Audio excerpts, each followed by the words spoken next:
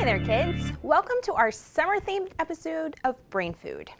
Even though school is out, and that means you can turn your brain off for a couple of months, I hope you can stay tuned to learn some fun summer vacation-themed terminology. Our first term of the day is hiatus. The word hiatus is a noun, and it refers to a period of time when something is stopped. For example, when school lets out for the summer, all of the students go on hiatus until August, when it's time to return. In other words, a hiatus is simply a break.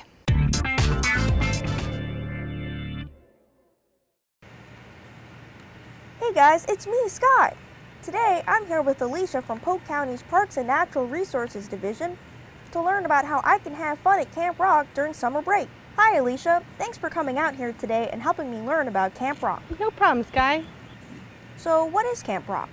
Sure, Camp Rock is a summer day camp program hosted by Polk County Parks and Recreation at local community and elementary schools around Polk County. What kinds of things do kids get to do at Camp Rock? Well, it's day camp, so we're pretty active. So daily life will consist of indoor play, outdoor play, weather permitting. We love to do sports out in the yard. We take field trips several times a week to small things like the pool or bowling, and then larger things like amusement parks or medieval times. So we're pretty active. Oh wow, that sounds like fun. So Alisha, how are you involved with Camp Rock? The way it works is Parks and Recreation, this is our main job. So we spend months planning the program, and then we hire probably 25 to 40 staff members who are with us for 9 weeks, who get to be the actual camp counselors. And then we are kind of the managers who get to visit and make sure everybody's having fun and doing what they're supposed to do. Why is it a good idea for kids to join a summer camp instead of just staying home over the summer? Well, we want kids to get out and have new experiences and kind of be active and make new friends. So you don't want to just be sitting bored at home all summer. So we have the opportunity to have a safe, active environment that's pretty low cost too. Who's eligible for Camp Rock? Well, our kids, you have to have graduated kindergarten up through 12 years of age. Where is Camp Rock located? So we'll have 4 sites this year. We'll be doing one at Paget Elementary in Lakeland, Dundee Community Center, and Lake Ship in Winter Haven, and Polk City in the Polk City North Lakeland area. So we'll be able to host 60 kids at each of those locations. Do the different Camp Rock locations do different things? Well, we do allow our counselors some say in how they plan it. So each Camp Rock has the same general structure, but each kid is kind of different at each camp. So they may really love sports and activities over here, and they might really like arts and crafts over here. So we let the counselors kind of tell us what the kids want to do. How long does the camp last? The camp this year will be 8 weeks long, and we break it up into 4 2-week sessions. So you can pay for the whole summer, or you can kind of come in and out. Maybe you have vacations, your parents only want you to go a couple weeks. So every day it'll run from 7:30 to 5:30 at each location. How can my parents help me sign up for Camp Rock? So if your parents wanted to sign you up for Camp Rock, they would just need to attend one of our registration nights, which are happening through early May. Well, thanks for talking with me, Alisha. I'm going to go home and get my parents to help me sign up for Camp Rock. Excellent. It was good to meet you, Sky. And I'll see you at camp. Bye, everyone.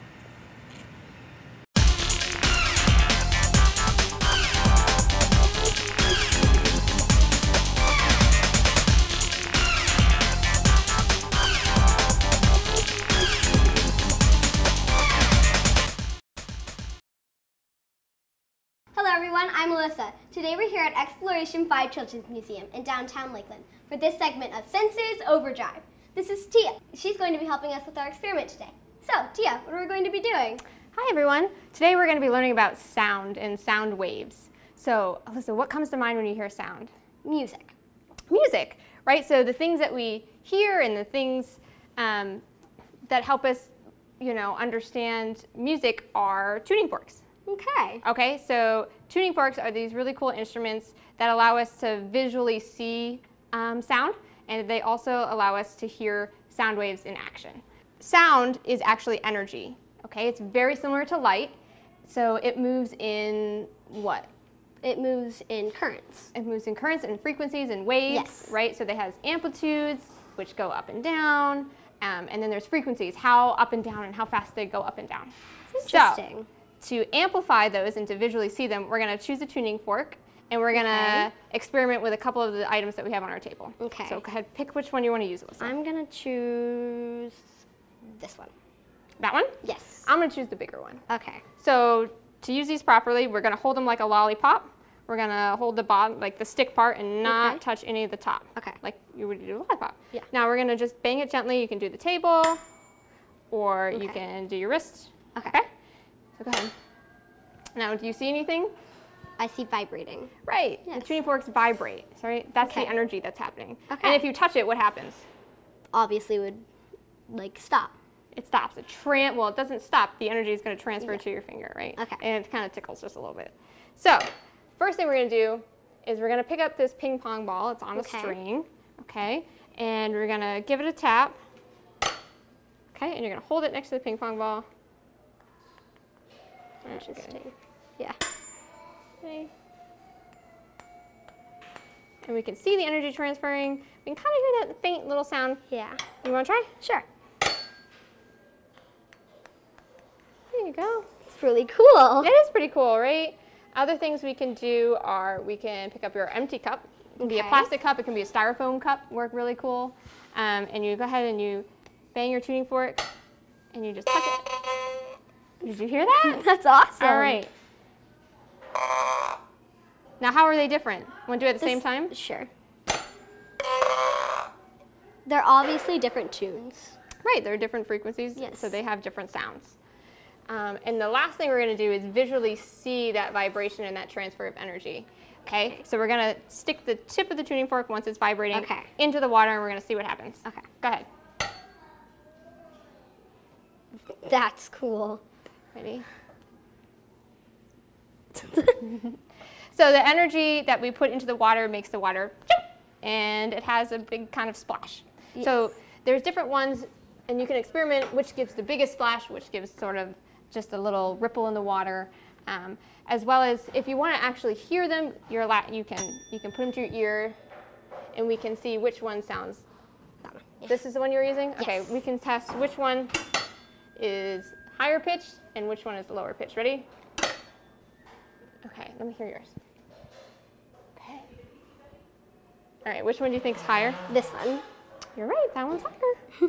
So that's all about sound and some of the things we're going to be doing with our musical instruments. You can actually use those to tune your instruments as well. So yeah, that's it. Wow, thanks, Tia. That was fun. If you want to get your senses into Overdrive, come here to Exploration 5 Children's Museum in downtown Lakeland. Bye, everyone. See you again soon. Bye.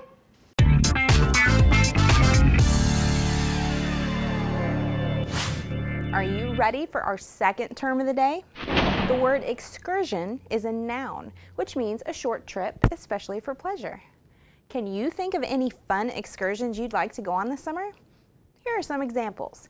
You could go to the beach, travel to another state, go camping, visit the zoo, or perhaps go to a museum. The possibilities are endless.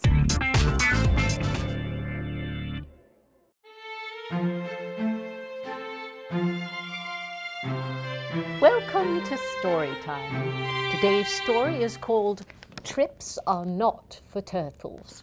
Let's get started, shall we? Summer vacation. Everyone Tommy knew went away on summer vacation, except him. Every year he would hope that this was the one year his family would go somewhere for vacation. However, Tommy and his family were turtles, and his father would say, "Why go anywhere on vacation when you have a shell? When you carry your home on your back, you don't need to go anywhere." So at the end of every school year, Tommy would listen to his friends talk with excitement about where they were going, and he would try very hard not to be envious. And at the start of every school year, he would listen to their tales of fun and adventure and try not to feel left out. It was very difficult, though, and while he cared about his friends very much, this year was proving to be more challenging than most. For example, when his friend Danny the Duck quacked on and on about his family's upcoming trip to Niagara Falls, Tommy walked off in the middle of it. Sadly, turtles walk very slowly, so he still had to listen to tales of the Maid of the Mist boat ride that took you to the base of the falls. By the time Tommy's friend Barbie the Bunny was chatting excitably about her family's upcoming trip to Carlsberg Caverns, Tommy was filled with jealousy. He walked away from Barbie as well, but Barbie, who valued his friendship very highly, hopped after him. She was still jabbering away when Tommy stopped and turned to her. "I don't care," said the little turtle. "I never go anyplace. I never do anything, and I'm really tired of hearing about where everyone else is going." Tommy stormed off, rather slowly, of course, because he is, after all, a turtle, and Barbie the bunny stood with her mouth open, watching him go. Danny the duck, who found it strange to see his friend Barbie standing in the middle of the meadow with her mouth wide open, stopped to ask her what was wrong. "Tommy just bit my head off for no reason," she answered. Now, Danny, who sometimes found Barbie's boundless energy a bit much to deal with, was not ready to take Barbie's side without a little more information. "What were you doing?" he asked. Barbie put both of her front paws on her hips and stared at him and frowned hard. "I didn't do anything," she said. "I was telling everyone about our trip to Carlsberg Caverns this year, and he just walked off. When I followed him, he just stopped, looked me right in the eye, and bit my head off." "Huh," Danny the duck replied. "Come to think of it, he walked off when I started talking about my family taking a trip to Niagara Falls." He tapped his little webbed foot. "Is your family going to Niagara Falls?" Barbie shook her head. "Well, it can't be that then. I thought maybe he just hated waterfalls." Barbie frowned. "Wow, what a face," said Danny. "What have you got against waterfalls?" "Nothing," Barbie replied. "It's not that. As a matter of fact, he said that he and his family never go anywhere." "Oh," Danny said. "I feel bad now. I'd ask him to come with us, but I'm not sure what my parents would say, and I'm not even sure his dad would let him come." Barbie felt sorry too, and then a thought occurred to her that made her smile from ear to ear.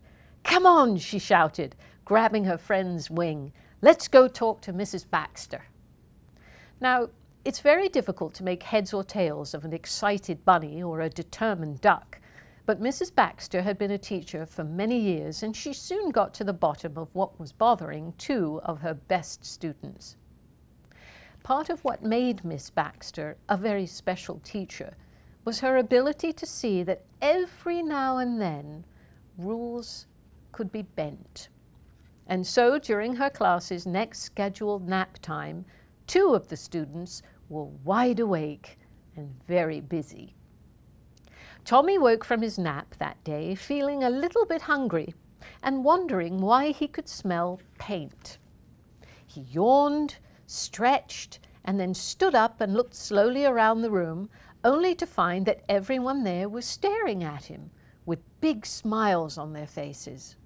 Miss Baxter made her way through the children in her class, smiled down at Tommy and said, "Come with me." Miss Baxter walked Tommy towards the coat room. "You're very lucky, you know," she said. "Not many friends are as thoughtful as the ones you have." Tommy stopped and gazed up at his teacher. Miss Baxter opened the door to the coat room, smiled again, and indicated to the mirror. "Look at what they've done." Tommy took a couple of steps forward so that he could look at his reflection in the mirror. He gasped, for while he was sleeping, his friends had completely painted his shell. There were pictures of Niagara Falls and the caves of Carlsberg Caverns, pictures of the Great Pyramids, and a rainforest. Tommy's shell looked as though it was covered in picture postcards. Barbie and Danny joined him in front of the mirror, and they all hugged and laughed. Miss Baxter was right. He was lucky. Lucky to have some wonderful friends like them. That was a lovely story, wasn't it? I hope you enjoy your summer vacation, and thank you for joining us for Story Time.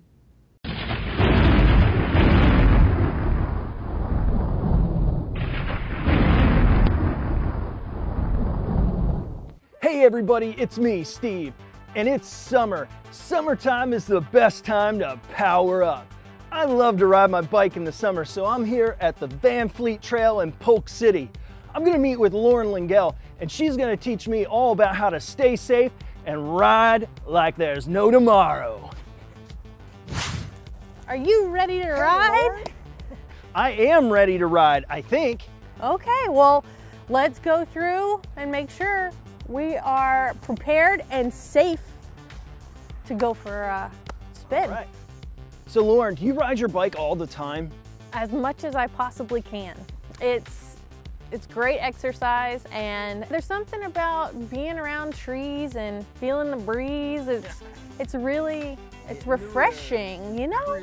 I don't know about you, but when I was a little kid, my bike was my first sense of freedom. I could go anywhere on those two wheels, well, anywhere in the neighborhood on those two wheels. That's safe. That was safe. So it's always been a great friend of mine. Well, speaking of being safe, what are some safety tips for riding our bicycle? First of all, I see you got a helmet there. Yeah. Let's make sure we've got that to where it's gonna fit properly.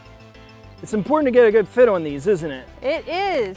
Most of them have some sort of adjustment so you can make it a little bit tighter. Steve, why don't you go over and put your head like that. So if your helmet doesn't fall off, then it fits. All right. All right. I'm ready. So Steve's ready. My helmet's good to go also. Let's see, what else? Well, it will be sunny further down the trail. So do we have some sunscreen? Oh, I brought some sunscreen with me right here. Perfect. Always wear sunscreen when you're outside. I already applied. Also, we're gonna be riding and it's gonna be hot. So you wanna make sure we have some water. I've got a bottle right here. Perfect. So you wanna fill up your water bottle, and if you have a cool little water bottle holder on your bike, put it in there so you'll have it right with you. Next thing we wanna make sure about is our bike is the right size for our body. Okay. Mine's the right size for me. Looks like Steve's is the right size for him. So if you and your buddies are out and one of them has a bike the size of mine or Steve's and they're only this tall, probably need to look into getting a smaller bike to be safe. Now, my bike's really old. Does that matter? As long as your tubes are good, no holes, and they hold air, and your brakes will stop the bike, I think you're good to go. And your bike looks different than mine. It has different tires on. Does that matter? It doesn't matter. There are so many different kinds of bikes. Yours is more of a mountain bike or an off-road kind of bike. Yeah, off-road. Which is really cool. And mine's more of a path bike like this, or what we call a road bike. But there are all kinds of bikes for all different purposes. You'll hear the name hybrid or cruiser, but all are great, and they have wheels and they have pedals and they go. So the next step is to ride. But before that, we have to learn some etiquette. Okay. So you want to always ride in a safe place, whether that's your neighborhood with the supervision of an adult or parent, or come to a place like the Van Fleet Trail that's pretty much made for cyclists and people riding their bikes. So this is going to be a really safe environment for us. But we also want to be courteous and considerate of the other people on the path. Say, for example, I'm being a real slowpoke and Steve wants to go fast around me. He needs to check and let me know that he's going to pass me on the left. You're always going to pass on the left since we ride on the right side of the trail. So he'll say, passing on the left or on the left. And that will let me know that he's gonna come around and I need to look out and not sway over, and maybe even slow down if I need to, if there's someone coming at him. The other thing that we need to do is if someone has fallen or you see that they've stopped, ask them if they're okay. That's always really polite, and if there's something that you can do to help or something that the adult you're with can help you do for them, then that's the right thing to do. Lauren, when you're on a trail like this and there's lots of wildlife around, what should I do when I see wildlife? Well, a very important tip to remember is wherever you look is where your bike is gonna go. So there's a lot of really neat things to see, but please make sure that you still focus on riding your bike, otherwise you might wind up off the trail. So if I want to look at an animal, I should probably stop and look at the animal. Probably stop and look at the animal. Very good. And you might not even scare them off at that point because you want to sneak up. Well, let's try some of these techniques that you said about etiquette. Okay, great. Okay, Steve, coming up on your left.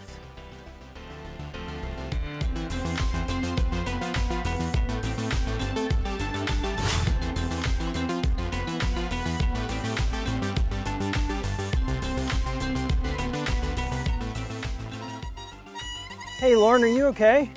Yeah, my chain just popped off. I guess I hit a little bit of a bump. Is there anything I can do to help you?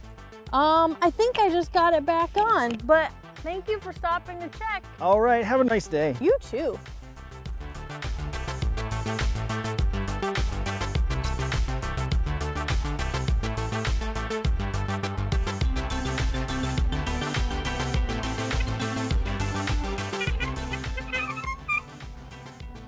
My brakes are a little squeaky. That's okay. Lauren, this was so much fun. Thanks so much for showing me how to get started riding a bike on these beautiful trails out here. It really is beautiful out here. I'm really glad you got to come out and get down to business. Thanks for joining me for Power Up. I'll see you next time.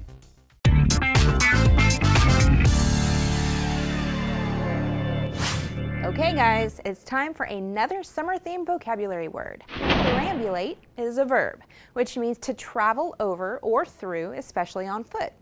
Another word for perambulate is stroll. This is a good word to describe how we walk when we're on vacation. For example, let's say you just spent 5 hours in the car driving to a seaside town. What do you do when you get there?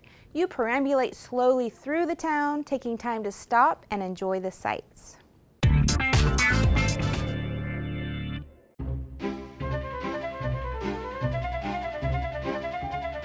Hey kids, welcome to another segment of Arts and Crafts. Since our episode this month is about celebrating summer, today we will be learning about kites and kite flying, a quintessentially summer pastime. Kites have been around for thousands of years, and they're part of many different cultures around the world. It is suggested that they were invented in China. Ancient sources describe kites being used for measuring distances, testing the wind, signaling, and communication for the military. Kites were first thought of as curiosities, but soon they began to be used for scientific experiments. For example, in 1752, Benjamin Franklin performed his famous electricity experiment with a kite. He waited until there was a storm and then proceeded to fly his kite, which was made out of silk. He noticed that a few of the threads of silk that were tied to a key were standing straight out, so he touched the back of his knuckle to the key and felt a shock. In the end, his scientific experiment proved that lightning is electricity. In addition, the early experiments of the Wright brothers involved studying birds and flying kites. Wilbur and Orville Wright are most famous for inventing the airplane, but most people might not know that it was their years of kite flying that directly led to this important invention.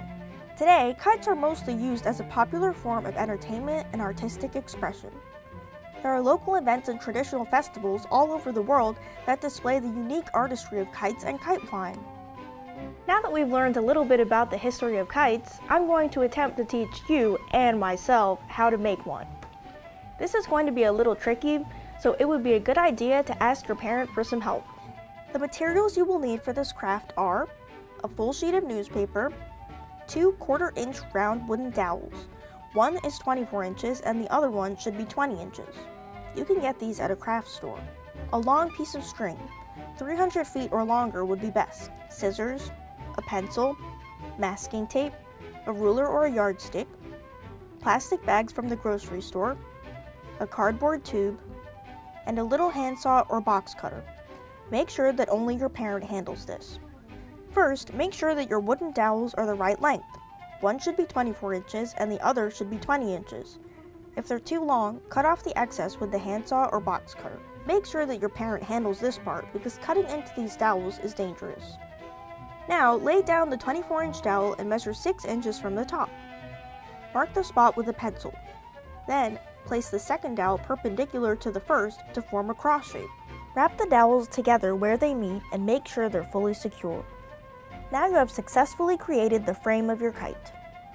Lay it down on top of your sheet of newspaper and tape each end of the dowels to the sheet. Use your ruler to draw an outline that is about 1 inch bigger than the frame and then cut out the outline.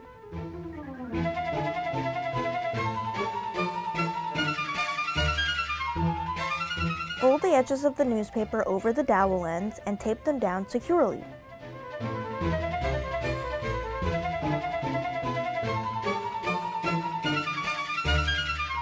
Next, cut a piece of string that is 24 inches long. Poke 2 holes each near the top and bottom points of the kite. Thread one end of the string through the top holes and tie it off onto the wooden dowel. Repeat with the other end of the string. This piece of string is called the bridle of your kite.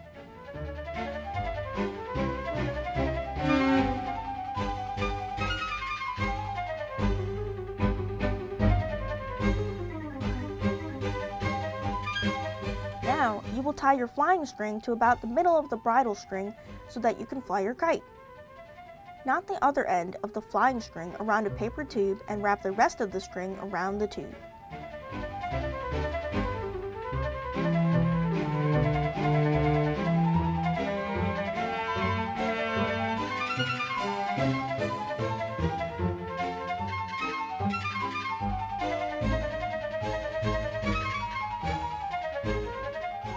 Make a tail for the end of your kite by using plastic bags that you have laying around at home. Lay out a plastic bag and cut off the handles in the bottom like this. Then keep cutting straight across to create a bunch of rings. They don't have to be perfect, so don't worry if you have raggedy edges. Take 2 rings and loop them together like this.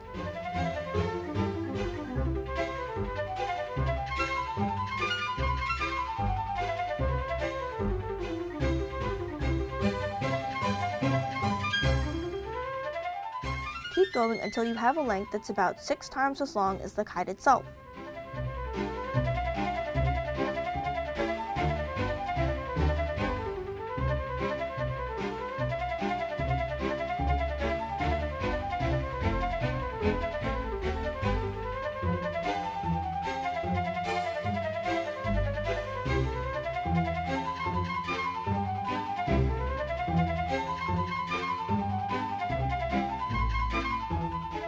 Then tie the top of your tail to the bottom of your kite like this.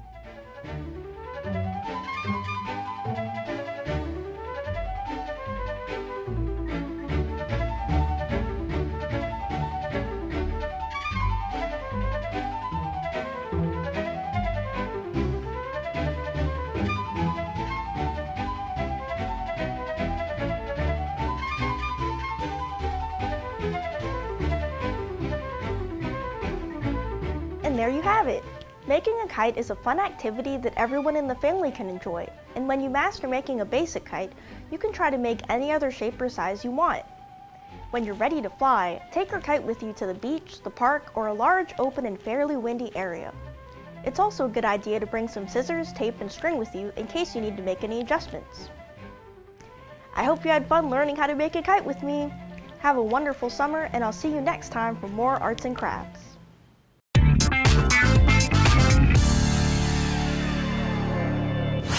All right, it's time for our last term of the day. The word ebullient is an adjective and it means lively and enthusiastic. There are lots of times when you might feel ebullient this summer. For example, your parents might take you to a theme park, or you might have the chance to fly in an airplane. The word ebullient is just a better way to describe the feeling you get when you're really, really excited. Well, that's all the terminology I have for you this month. I hope that you and your family have a lovely summer break filled with rest and relaxation. Thank you for joining me, and I'll see you next time.